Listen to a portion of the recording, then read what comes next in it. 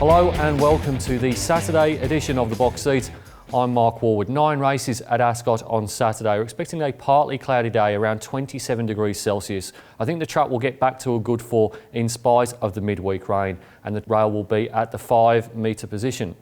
Race number 1 at Ascot on Saturday will jump at 12:18. It's the TABtouch Westbeat Platinum Maiden over 1,600 metres and in replay. Let's go back to the last start performance of Trade Fair Express. Up now, getting into the clear. Diamond Traders to the outside. It's Forgotten Jewel. Parnham hard at work now, though, at the 200, tackled by Trade Fair Express. Forgotten Jewel, though, is responding. It's Forgotten Jewel. He's holding Trade Fair Express. Diamond Trade runs to third, but Forgotten Jewel, this big, raw 4-year-old on debut, did it all of the way. It's a fair few non-winners in this race. That's why it is a maiden for the 4-year-olds and upwards. Going to go with number 1 here, Trade Fair Express, but not a great deal of confidence. It's placed in each of its 4 runs this preparation as Trade Fair Express. Got pretty close last time out, was beaten a length by Forgotten Jewel. I think we'll be in the right spot in the run for Jason Whiting and Bruce Watkins. Not a great deal of confidence, but goes on top. From number 6, Diamond Trade, another horse that's placed in its last couple of starts behind Princely Package and Forgotten Jewel, was in the same races as Trade Fair Express. It's 1-1 is the head-to-head there. Paul Harvey rides for the Harveys, Robert and Todd. Number 7 is Peggy's Joy. I like the claim here for Christy Bennett, down to 53 kilos, takes over from Patrick Carberry, comes out of the replay race as well, was beaten 4 lengths, but obviously a big weight turnaround there, and gets another inside gate as well, gate number 1. And probably the big improver could be number 8, Glamouresque here for Colin Webster and Jordan Turner. Second up on Saturday was 4 and a bit lengths behind Miss Dominican in a midweeker on the 19th of February, and steps up in trip from the 15 to the 1600.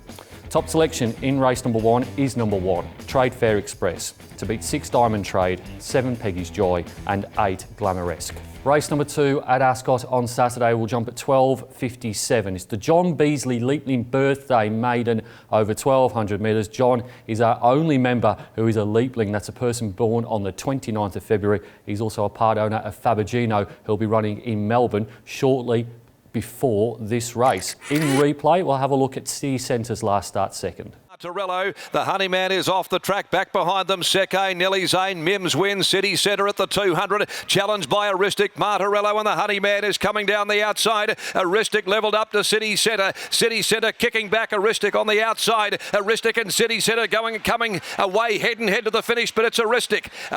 Well, the Overs God stopped City Centre last time out. $17 was bet on the Thursday, got into $6.50, which was probably the price that City Centre should have been when they opened the markets. Jumped from gate number 2 that day, was only just beaten by Aristic, run down in the shadows of the post. Gets gate number 2 again on Saturday, and in a race that doesn't look particularly deep, I think that City Centre perhaps can break through at the 8th attempt. Goes on top from number 6, which is Perfect Harmony. Was 2 and a bit lengths behind Bruce Almighty when he finally broke his maiden last time out. That was only 7 days ago. Jade McNaught sticks here. Gate number 1, clearly the big danger is Perfect Harmony. Number 1 is the Honeyman. I thought the run first up was very, very good, without a trial, behind Aristic in the replay race, beaten just over 2 lengths. I don't think the 1100 metre suited that day. The Honeyman's probably best seen over the 1400, so 1200 is a bit of a positive, but I'm still waiting to see the Honeyman over the 7 furlongs, and the wide gate here certainly hurts as well. And then number 9, Nelly Zane, having its second run this preparation, was behind Aristic in that replay race, was beaten 4 lengths, but was only first up, and another horse that could improve and gets an inside gate as well. Top selection in race number 2 is number 5, City Centre, to beat 6 Perfect Harmony, 1 the Honeyman and 9 Nelly Zane. Race number 3 at Ascot on Saturday will jump at 1:37. It's the Seppelt Wine Handicap over 1,000 metres. They're going to go like the wind in this race, but we're going to look at one of the back markers and his win last start in Plutocracy. Of Navarone, illustrious tycoons there. So's Plutocracy. Transgressor reaches the leader. Run coming for Hoboken. Right up against the rail. Wider out Plutocracy. Hoboken down near the fence though. Hoboken, Plutocracy from Guns of Navarone. But it's Plutocracy in front, and Plutocracy wins. Plutocracy beat Guns of Navarone. Just the 8 acceptances here, but a cracking race. Going with Plutocracy here. He's been a model of consistency throughout his campaign. He finally got his latest win last time out in 72 plus grade. He beat Guns of Navarone by just over half a length. He's been stuck wide a lot of the time. He's drawn gate 8 over 8 here, but I think gate 8 over 8 in this race won't be too much of a problem. He wants to be outside of horses, and there's going to be stacks of speed, so they're going to stretch out. He's going to be able to get the run. I thought he could go through the grades. Now he'd won at 72 plus. I've got him on top here. From number 4, Floyd, who was very good first up in the Cyril Flower Stakes, only beaten a length by Flower of War. Does go up 3.5 kilos from that race, but Jerry Noski keeps the ride. This horse has won 3 out of 5 first up and never missed the top, second up rather, and never missed the top 3.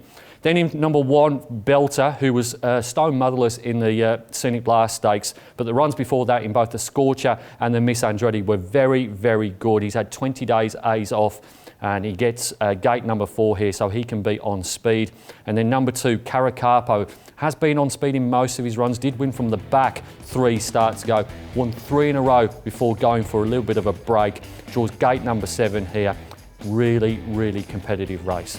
Top selection, however, is number 7, Plutocracy, to beat 4 Floyd, 1 Belter and 2 Caracapo. Race number 4 at Ascot on Saturday will jump at 2:17. It's the Amelia Park Handicap over the 1100 metres, and in replay, let's have a look at the last start Ascot win of Sherpa Lass. Got Merritt, Dalgaranga, pick your battles well back in the field. Into the straight though, Miss Merritt, the one to catch, 250 to go with a handy lead. Sherpa Lass sets after it now and is starting to close the margin down. Sherpa Lass comes at Miss Merritt and OBH cuts back to the rail, but Sherpa Lass sprints away, and Sherpa Lass is extending and drawing right away late in the race. Sherpa Lass too good for them first. 2 starts, 2 wins for Sherpa Lass, trained by Daniel Morton. Chris Parnham was in the saddle when she beat OBH by 2 1/4 lengths. Came from the middle of the pack to destroy that field by quite some margin. I know it was only a Class 1 and this is a 1 Metro win handicap, so it's a reasonable step up in grade, but I don't think there's too many chances in this race. I think Sherpa Lass gets the right run as well from gate number 6. Goes on top. I think the main danger is number 7, Devoted Star. This is the half-sister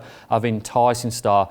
Gets gate number 9 here. Won the trial. Prior to that, had won at Bunbury back in October. Hasn't had too many starts, just the 4 starts, 2 wins and 1 second placing. I just think the Devoted Star is probably going to be behind Sherpa Lass in the run, and given that Sherpa Lass and the way that she won in the replay race, I think she might find it a little bit hard to run her down. That's the main danger. Number 1 is Milady. The earmuffs come off again here for Martin Allen and Jade McNaught. Jade's ridden this horse 4 times for 3 wins. They were all up at Geraldton last year. Finished 9th in the Country Championship final, but forgive that run, drew 12 of 13, and that just simply didn't suit Milady, who gets gate 2 on Saturday. And then number 2, Truth and Lies. Stone Motherless 2 starts ago in this grade. They're much better in a higher graded race behind Plutocracy. I'm just worried that was a big personal best and it might have taken a fair bit out of Truth and Lies. Top selection in race number 4 is number 8, Sherpa Lass, to beat 7 Devoted Star, 1 Milady and 2 Truth and Lies.